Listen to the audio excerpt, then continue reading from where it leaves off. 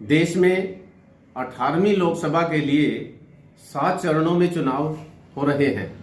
हरियाणा में 25 मई को वोट डाले जाएंगे और 4 जून को परिणाम घोषित किए जाएंगे।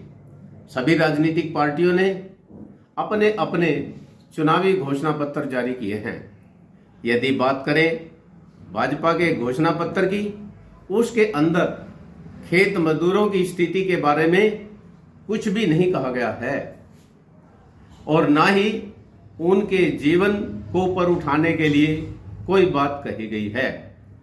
मोदी जी और उनकी सरकार चाहे कितने ही दावे करें, लेकिन उसकी वास्तविकता क्या है? आज हम देखते हैं 2013-14 से 2018-19 तक देखें तो खेत मजदूरों की और ग्रामीण मजदूरों की मजदूरी में 3% की गिरावट आई है और ILO और भारतीय रिजर्व बैंक और भी बहुत सारी संस्थाओं ने अपने अध्ययन में पाया है कि ग्रामीण गरीबों की आय में नकारात्मक रुझान है। और इसी तरीके से देखें तो रोजगार की स्थिति भी चिंताजनक बनी हुई है।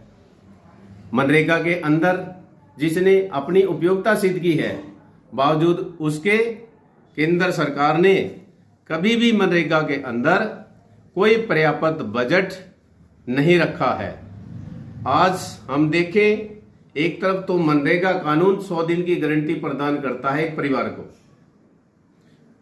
लेकिन जब राष्ट्रीय औसत देखें तो प्रति परिवार जिन्होंने काम मांगा है केवल 47 दिन की औसत है। यदि हरियाणा के अंदर देखें तो यहां पे प्रति परिवार लगभग 33 दिन की औसत है, यानी कि 100 दिन का काम भी सरकार उनको नहीं दे पाई है।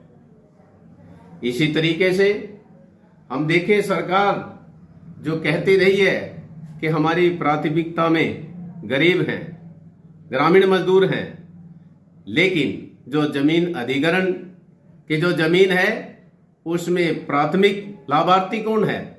कॉरपोरेट्स।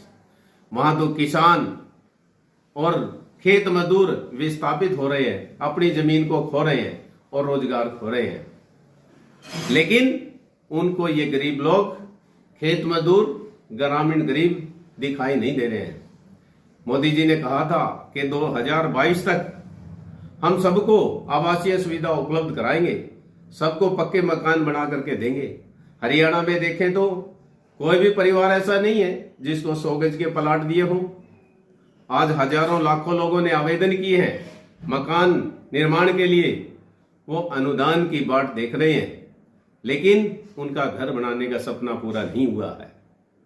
आज देखते हैं कच्ची सड़कें हैं, समुचित साफ पीने का पानी उपलब्ध नहीं है, निकासी का प्रबंध नहीं है, बिजली महंगी है, हवा रोशनी का प्रबंध नहीं है। इसी तरीके से सामाजिक न्याय के सवाल पर भी यदि हम देखें, आज दलितों के ऊपर सबसे ज्यादा आपराधिक घटनाएं हो रही हैं। अरे बीजेपी के नेता तक एक आदिवासी दलित के मुंह पर पेशाब करता है। हाथरस के अंदर एक दलित युवती को किस तरीके से मारा जाता है और घर वालों से पूछे बगैर उसका दाह संस्कार किया जाता है। इसी तरीके से कठुआ के अंदर जब एक बच्ची के साथ दुष्कर्म किया गया, उसको बचाने के लिए भगवा झंडा लेकर के आ गए हैं। ना इनके पास कोई सामाजिक न्याय की योजना है। इसलिए भाजपा जो अब भी वोट की अपील करती है, लेकिन जिसके एजेंडे में खेत मजदूर नहीं है, ग्रामीण मजदूर नहीं है, वो कैसे वोट देंगे? नहीं दे सकते। एक तरफ हम देखें, मार्क्सवादी कम्युनिस्ट पार्टी का भी एक घोषणा पत्र आया है जो खेत मजदूरों के बारे में मुख्य जो 9 बिंदु हैं, उन्होंने उनकी स्थिति के बारे में और उनके उत्थान के बारे में उसमें बात कही है, जो सकारात्मक है, जो खेत मजदूरों और ग्रामीण मजदूरों की जिंदगी में बदलाव ला सकता है।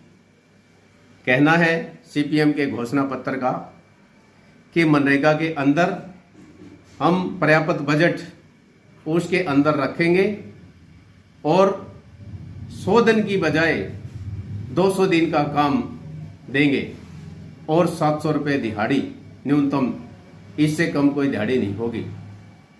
इसी तरीके से जो खेत मजदूर हैं उनके लिए सामाजिक सुरक्षा के लिए एक केंद्रीय वित्त पोषण के जरिए एक व्यापक कानून बनाएंगे, जिसमें उनकी पेंशन का सवाल है, जिसमें कोई दुर्घटना होने पे मुआवजे का सवाल है।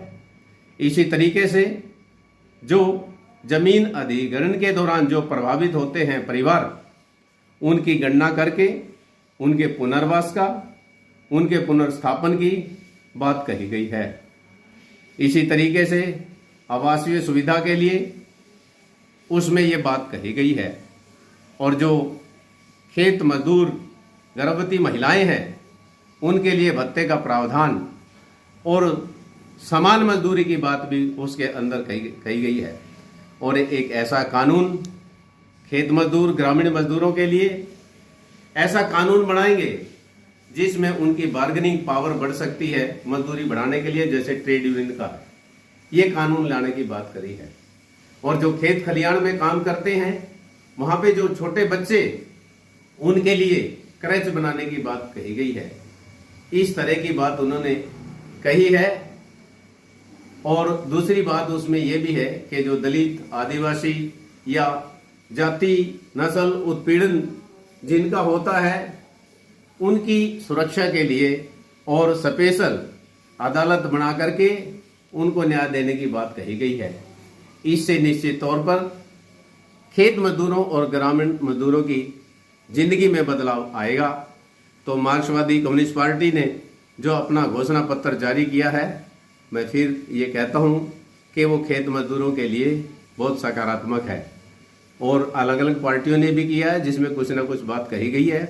इसलिए मैं ये बात जरूर कहना चाहूँगा कि 25 मई को जो वोट डाले जाएंगे उसमें खेत मजदूरों से और आम ग्रामीण मजदूरों से, गरीबों से ये अपील करता हूँ कि चुनाव में भाजपा को हराएं, देश हित में, लोकतंत्र के हित में, धर्मनिरपेक्षता के हित में और अपनी जिंदगी के बदलाव के हित में। और जहाँ भी इंडिया गठबंधन के उम्मीदवार हैं उनको अपनी कीमती वोट दे करके संसद में भेजें।